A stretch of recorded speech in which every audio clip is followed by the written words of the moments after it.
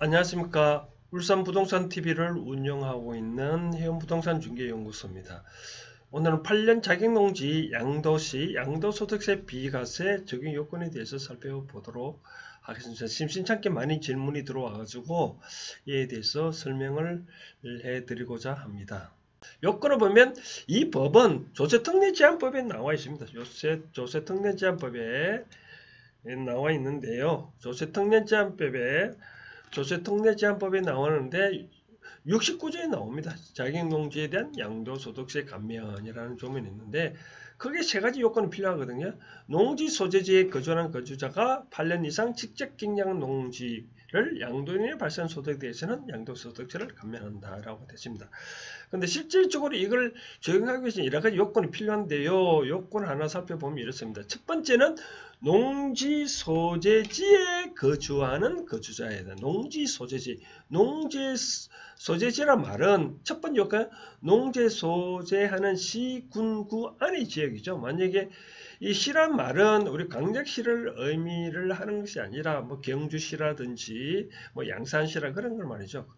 그러면 또 이런 구는 잘 아시고 구는 뭐냐면 자축으로 말하거든요. 서울은 뭐 용산, 남양 뭐 또 남구 없나요? 뭐 중구, 울산 같은 경우는 뭐 북구, 중구 이같이 구 안의 지역에 논이 지역이 그런 논 지역에 내가 거주를 해야 된다는 거고 만약에 뭐 그런 구역에 예를 들어서 내가 뭐 울산에 북구에 사는데 그럼 내가 중구에 사면 어떻게 되냐? 그 문제입니다. 이와 같은 경우에는 1호 지역과 연접한 시구 군 안의 지역은 가능하다.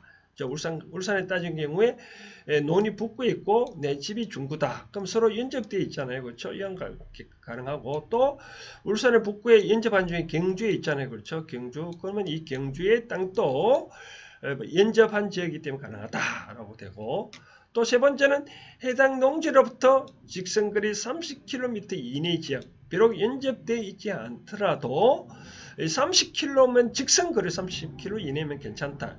예를 들어서 만약에 이게 울산이고 만약 포항이다. 포항에 땅이 있다. 그러면 이 직선거리로 만약에 30km 가능하다라고 그런 말하는 거죠. 그럼 이 직선거리를 따질 때 30km를 따질 때 어떻게 따지느냐? 뭐 경계지역을 말하느냐? 예를 들어서 울산 북구면 북구가 경계에 있고 내 주거가 여기 있고 포항에 이렇게 있다면 이 경계를 말하느냐? 그건 아니라 경계지역을 의미하는 게 아니라 바로 내 주거지와 논에 대한 제일 가까운 거리가 되겠죠. 따져보면 이 논하고 이 따지가 30km를 따지면 된다. 그러니까 해당 시구 군 안에 농지가 있거나 또는 연접한 지역이 있거나 또 30km 이내면 그런 지역에 논이어야 된다. 내 주거지로부터 이와 같이 이런 일정한 바운드리 내에서만 혜택되지 바운드리를 벗어나면 안 된다. 논은 살 때 잘 사야 되겠죠. 그렇죠? 두 번째 보면 경작은 두 번째 요건은 경작을 해야 된다. 어떻게 경작을 해야 된다고요? 거주자가 그 소유 농지의 농작물이 경작, 다년생 식물의 재배 상시 종사해야 된다. 쉽게 말해서 농사는 뭐 자기가 직접 지어야 된다는 얘기죠. 만약에 그 농지에 자기 힘들면 2분의 1 이상은 자기가 노동을 해야 된다. 라고 보면 이거는 뭐 경작은 크게 문제되지 아니한데 뭐 요즘 드론으로 촬영해가지고 농사를 안 지으면 뭐 다 나타나니까 몇 년 촬영 한동안이 조심할 필요가 있을 것 같습니다.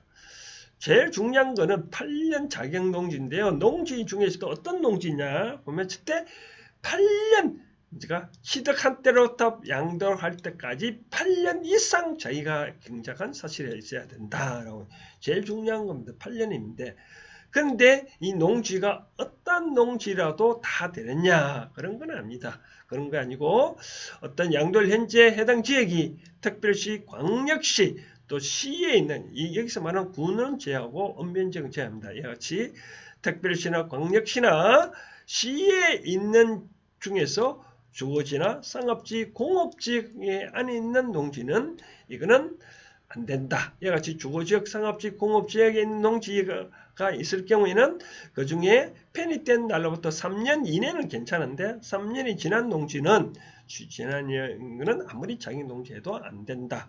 만약에 처음에는 만약에 이 주거지역, 상업지역, 공업지역이 아니었다가 이어지기 편입되면 어떻게 되냐? 편입되기 1년부터 3년 이내에 팔아야 되겠죠. 그럼 그것이 만약에 8년 이내면 괜찮겠죠. 그죠? 근데 만약에 편입지역이 3년 지나면 안 된다라 바로 그런 거죠. 그럼 참고로 주거, 상업지역, 공업지역의 용도가 뭐냐면 우리가 법에 용도지역을 크게 4가지를 나누거든요. 도시지역과 관리지역, 농림지역, 자연환경보존지역을 나누고 다시 도시지역은 주거지역과 상업지역, 공업지역, 녹지지역이 나오는 거죠. 그렇죠? 해당 지역이 우리가 이와 같이 여기 나오는 주거지역이나 상업지역이나 공업지역에 있는 농지라면 안 된다라고 보면 되는. 그래서 우리가 토지 규제 이용하기는 토지 이용하기는 때 보면 어떠한 토지든 반드시 해당 용도 지역을 표기를 하도록 되어 있습니다. 해당 지역이 도시지역이냐, 이와 같이 참고로 도시지역이냐, 관리지역이냐, 농림지역이냐, 자연환경보존지역이냐 반드시 표기하도록 되어 있고 또 도시지역에 해당 지역이 주거지역이냐, 상업지역이냐 또 반드시 표기하도록 있고 우리가 많이 여러분들께서 많이 들어보는 용어 중에 뭐 일종 전용 주거지역 같은 경우 주거지역 같은 경우 1종 전용, 2종 전용, 뭐 1종 일반, 2종 일반, 3종 일반 이런 말 많이 들어봤을 겁니다. 이와 같이 주거지역은 이렇게 나오는데 이와 같이 해당 농지가 주거지역이라든지 상업지역이라든지 공업지역에 있는 논은 안 된다라고 보시면 됩니다. 그래서 사실 때 잘 사셔야 된다라고 말씀드리고 싶고요. 그 다음 중요한 거는 이제 경작기간 계산시 중요한인데 여기서 그러면 경작 통상 8년 동안 지으면 되잖아요. 근데 문제는 뭐냐? 상속받은 경우가 있었잖아요. 그죠? 상속인이 상속받은 농지를 1년 이상 계속해서 경작하는 경우에는 상속기간을 이제 전 피상속인의 경우를 만약에 반영해 준다. 그런 내용입니다. 예를 들어서 어떤 부모님이 7년 동안 농사 지었다가 내가 상속을 했다든지 그런 경우에는 내가 1년 이상 상속받아가지고 계속적으로 농사 지으면 이와 같도 이 부모님이 농사 지은 기간도 포함해 준다. 바로 그런 내용입니다. 그러면 만약 이런 경우는 어떻게 했냐는 설명인데 예를 들어서 만약에 아버님 농사 짓다가 아버님 돌아가시고 어머님이 만약에 또 농사를 짓고 그러면 이걸 내가 상속받았다. 그러면 아버지가 농사 지은 거, 엄마 농사 지은 거 다 포함한다는 거고요. 근데 이런 경우 어떻게 하죠? 할아버지가 농사 짓고 아버지가 농사 짓고 내가 이거 상속받았다. 그러면 할아버지가 농사 지은 건 포함 안 되고 아버지가 농사 지은 거는 포함해 준다. 경작기간을. 근데 아까 말한 배우자 즉 이제 아버지가 돌아가시고 엄마가 상속받았다. 또 엄마가 농사 짓고 아버지가 상속받았다. 요거는 부모가 농사 지은 거는 내가 바로 경작기간 8년 계산할 때 포함해 준다. 바로 그런 내용이 이런 되고 또 이것도 중요한 거는 거주 요건은 동일해. 아까 말한 대로 1년 이상 계속해서 경작해야 된다는 것은 아까 말한 대로 같은 시구군에서 또 연접한 지역에서 30km 내에서 거주했을 때 그때 1년 이상 경작하면 봐준다는 거고 요거는 뭐냐면 예를 뭐냐면 상속받은 날로부터 3년 이내에 양도하는 경우에는 봐준다. 이거는 뭐냐면 나는 비록 예를 들어서 아버님이 만약에 8년 동안 자기 농지를 했다. 이걸 내가 상속받았다. 이것을 3년 내에 팔 경우에는 비록 내가 경작을 안 하더라도 요거는 3년 이내에 팔 경우에는 왜냐하면 부모님이 이미 다 8년 자격 농지를 혜택 본 상황에서 자녀가 상속받았다면 그것 혜택을 주자는 거거든요. 그래서 이 농지 같은 경우에는 3년 내에 팔면 혜택도 볼 수 있다라고 말하는 그런 내용입니다.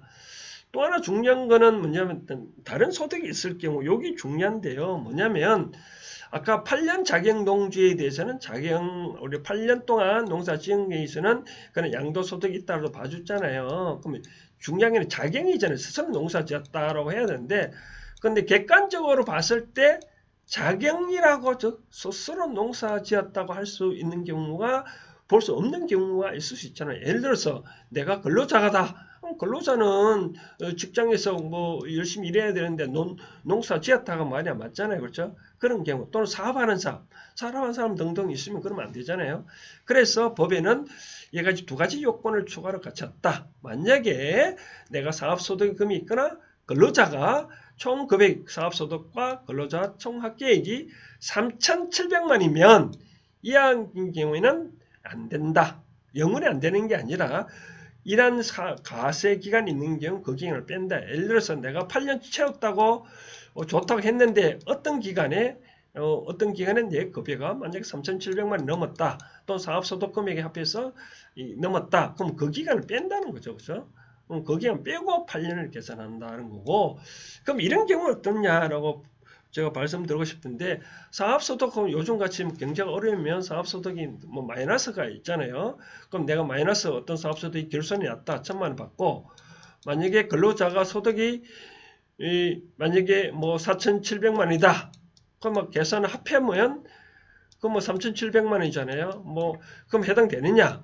이와 같은 경우에는 마이너스인 경우에는 인정을 안 한다. 그럼 마이너스인 경우는 0으로 보는 거죠.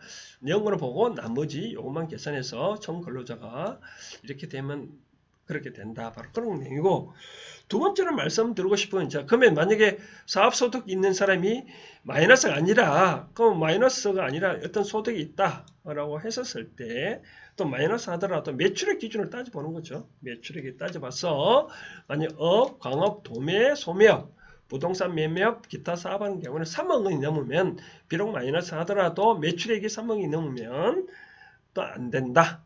또 제조업, 음식, 숙박업 같은 경우에는 1억 5천만 원, 기타 뭐 서비스업 같은 경우에는 7,500만 원, 매출액이 이렇게 넘으면 이런 넘는 해당 기간이 있을 경우는 그 기간은 뺀다라고 했죠. 그래서 아까 말씀드린 대로 내가 8년 자격농지 채웠다고 딱 했는데 어느 저게 투자 반다이죠. 투자 그런 경우 있으면 안 된다라고 보면 됩니다.